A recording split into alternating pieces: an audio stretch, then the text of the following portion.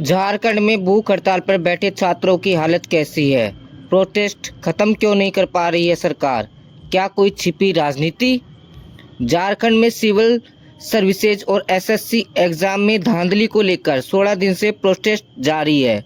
छात्र नेता देवेंद्र नाथ महतो और 2 छात्राएं सहित कुल 5 लोग भूख हड़ताल पर है। झारखंड सरकार छात्रों से 3 दौर की बातचीत के बाद भी प्रोटेस्ट खत्म नहीं हो रहा है। आखिर भूख हड़ताल को क्यों मजबूर छात्र? सरकार मांगों पर कोई फैसला क्यों नहीं ले रही है? इसके पीछे क्या राजनीति फैक्टर जानेंगे आज। हड़ताल पर बैठे छात्र कौन हैं और उनकी हालत कैसी है? देवेंद्र महतो सहित कुल 5 लोग हड़ताल पर हैं। 33 साल के देवेंद्र ने संस्कृत से एमए और फिर बीएड किया है। विधानसभा और लोकसभा चुनाव भी लड़ा है। 2 अगस्त से 5 अगस्त तक बिना पानी के थे। 8 अगस्त को देवेंद्र ने कहा, मेरा ब्लड शुगर और ब्लड प्रेशर कम है, शरीर डिहाइड्रेट हो गया है, अंग साथ नहीं दे रहे हैं। 9 अगस्त की सुबह 3 बजे देवेंद्र की तबीयत बिगड़ी। इसके बाद उन्हें ड्रिप के जरिए फ्लूइड दिया गया।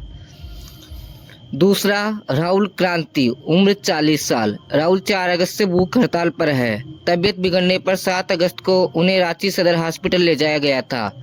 पोस्ट ग्रेजुएशन बीएड और 2016 में टीजीटी एग्जाम पास करने वाले राहुल ने बताया कि उन्हें ओबीसी कैटेगरी में आखिरी सिलेक्टेड अभ्यर्थी से 20 नंबर ज़्यादा मिले, लेकिन झारखंड हाई कोर्ट के आदेश के बावजूद नौकरी नहीं मिली।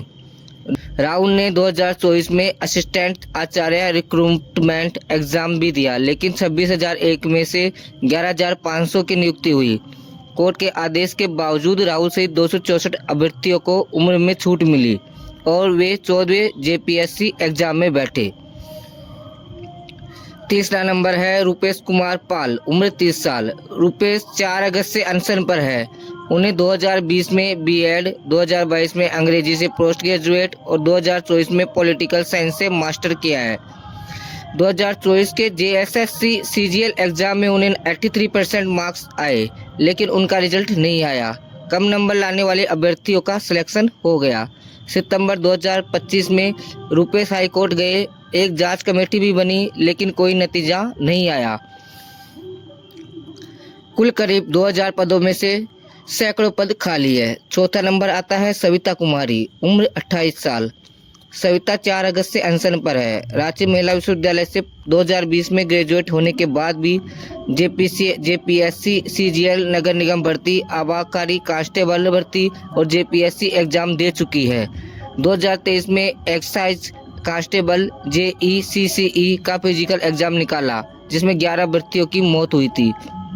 अप्रैल 2026 में रिटर्न एग्जाम से पुलिस ने लीक करवाने के आरोप में 159 अभ्यर्थियों को गिरफ्तार किया और एग्जाम नहीं हो पाया। 5वां नंबर है उन्ने हबीबा, जिनकी उम्र 27 साल है। हबीबा 4 अगस्त से अनशन पर है। अंग्रेजी में ग्रेजुएशन के दौरान जिले के टॉप 10 स्टूडेंट में से एक थी। 2017 में पंचायत सचिव का एग्जाम पास किया, लेकिन उम्र लिमिट से 1 दिन कम थी। इस एग्जाम में 5 पोस्ट पर 3088 वैकेंसी थी। 2 लिस्ट जारी हो चुकी है, तीसरी लिस्ट अभी तक नहीं आई। उन्हें 3 साल तैयारी के बाद जेपीएससी और कई अन्य एग्जाम भी दिए। डॉक्टर एपी सिन्हा की अगुवाई में सदर अस्पताल की टीम ने इन लोगों की जांच की। डॉक्टर सिन्हा के मुताबिक छात्रों का वजन घटा है, ब्लड प्रेशर, पल्स वगैरह फिलहाल ठीक है और वे मानसिक रूप से स्थिर है। ये लोग भूख हड़ताल पर क्यों मजबूर हुए? जवाब, 19 अप्रैल 2026 को झारखंड पब्लिक सर्विस कमीशन यानी जेपीएससी ने 103 सीनियर प्रशासनिक पदों के लिए 14वें जॉइंट सिविल सर्विसेज का प्रीलिम्स एग्जाम करवाया। इसके बावजूद विवाद शुरू हुआ। 2 जुलाई को आए रिजल्ट में 2204 अभ्यर्थी मेंस एग्जाम के लिए चुने गए। मेंस एग्जाम की डेट सिर्फ 17 दिन बाद 18 से 20 जुलाई दी गई। स्टूडेंट्स ने पेपर लीक और सिलेक्शन में गड़बड़ी के आरोप लगाए। एक अभ्यर्थी की कथित मार्कशीट वायरल हुई। इसमें 100 में से सिर्फ 48 सवालों के जवाब थे, फिर भी उसे पास किया गया। स्टूडेंट्स ने आरोप लगाया कि नौकरियां खुलेआम बेची गई। अभ्यर्थियों को नेपाल, बिहार, पश्चिम बंगाल ले जाकर जवाब याद करवाए। एग्जाम सेंटर पर इंटरनेट बंद हुआ, कट ऑफ मार्क्स सार्वजनिक नहीं हुआ और मार्कशीट में हेराफेरी हुई। 21 जुलाई को एफआईआर दर्ज हुई और सीआईडी ने जेपीएससी ऑफिस से एग्जाम की डिप्टी कंट्रोलर श्वेता कुमारी गुप्ता, एग्जाम कराने वाली एजेंसी टीडीपीएल के स्टाफ सहित कुल 8 लोगों को अरेस्ट किया। टीडीपीएल को मई 2025 में जेपीएससी ने गड़बड़ी के चलते ब्लैकलिस्ट किया था, फिर भी ये सीएसई एग्जाम करवाने में शामिल थी। 22 जुलाई को जेपीएससी चेयरमैन एल खियांगते ने निष्पक्ष जांच में सहयोग की इच्छा जताते हुए इस्तीफा दे दिया। 23 जुलाई को सत्ताधारी जेएमएम के नेता और सीएम हेमंत सोरेन ने सीआईडी को जांच सौंपी। चूंकि झारखंड कर्मचारी चयन आयोग यानी जेएसएससी के रिक्वायरमेंट में भी गड़बड़ी के आरोप लगे थे, इसलिए 25 जुलाई को जेपीएससी और जेएसएससी ने 25 जुलाई से 29 सितंबर तक होने वाले 9 एग्जाम रद्द कर दिए। इसी दिन रांची में मोरहाबादी की बापू वाटिका में स्टूडेंट्स ने आंदोलन शुरू किया। 2 अलग मंच बने, जेपीएससी जेएसएससी रिफॉर्म्स मंच और जेपीएससी जेएसएससी अभ्यर्थी न्याय मंच। इसकी अगुवाई छात्र नेता देवेंद्र नाथ महतो कर रहे हैं। देवेंद्र क्षेत्रीय पार्टी झारखंड लोकतांत्रिक क्रांतिकारी मोर्चा जेएलकेएम से भी जुड़े हैं। 28 जुलाई को आंदोलन रांची के जयपाल सिंह मुंडा स्टेडियम में शिफ्ट हुआ। 2 अगस्त से देवेंद्र भूख हड़ताल पर बैठ गए। देवेंद्र के अलावा 2 छात्र हैं और 2 छात्र भी भूख हड़ताल पर है।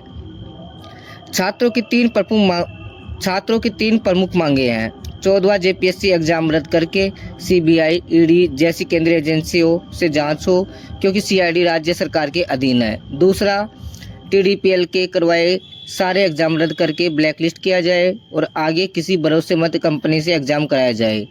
तीसरा है जेपीएससी और जेएसएससी के भ्रष्ट ऑफिसर्स को हटाया जाए, सुनवाई के लिए फास्ट ट्रैक कोर्ट बने। 5 अगस्त को सरकार ने बातचीत के लिए 4 मंत्रियों की एक कमेटी बनाई। सीएम सोरेन ने बातचीत का न्योता दिया। इसके बाद 3 दौर की बातचीत हुई।